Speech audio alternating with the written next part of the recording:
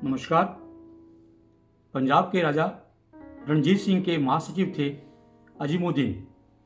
बहुत सरल, स्पष्टवादी और राजा के बहुत प्रमुख होने के बाद भी उनके अंदर कोई भी गर्व गुमान नहीं था।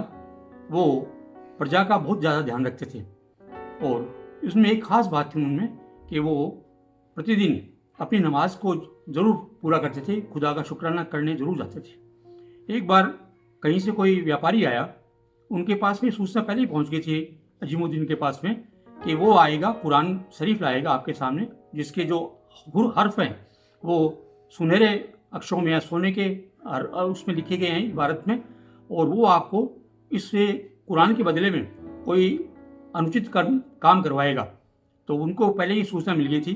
तो वो जब व्यापारी आया उनके पास घर पे, तो उन्होंने कहा भाई इसकी कीमत कितनी है? तो पहले बोले साहब इस आपसे क्या कीमत लेना। तो आनाकानी करते रहे, लेकिन उन्होंने कहा नहीं साहब मैं बिना कीमत तो उसको नहीं ले सकता। तो उन्होंने जो कीमत बताई तो वो एकदम सुनते ही अमीरुद्दीन ने कानों के हाथ लगाया, अरे इतनी कीमत, इतना तो मैं दे ही नहीं सकता, मेरी हैसियत ही नहीं किताब लेने की, तो आप तो पधारो। ये बात धीरे धीरे राजा रणजीत सिंह के कानों पहुंची और उन्होंने उसको बुलाया व्यापारी को, और अपने महल के अंदर बुला के वो पुस्तक उन्होंने मुंह मांगे दाम पे खरीद ली। अगले दिन जब सभा लगी तो राजा रणजीत सिंह खड़े हुए और उन्होंने अपने महासचिव को बुलाया और कहा कि यहाँ आइए। तो उन्होंने कुरान शरीफ उनको सौंपते हुए कहा कि ये लो ये कुरान शरीफ।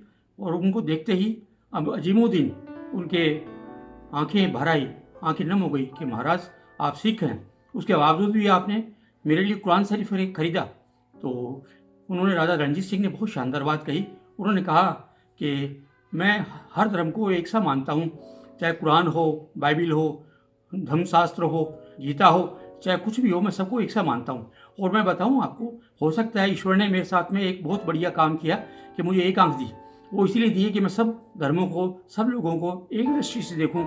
इसलिए ईश्वर ने मेरे साथ में ये जो मेरा शरीर बनाया, इसमें भी ईश्वर ने मेरे साथ में विसंगति नहीं की, इसमें भी उन्होंने पूरा न्याय किया है। जय हिंद।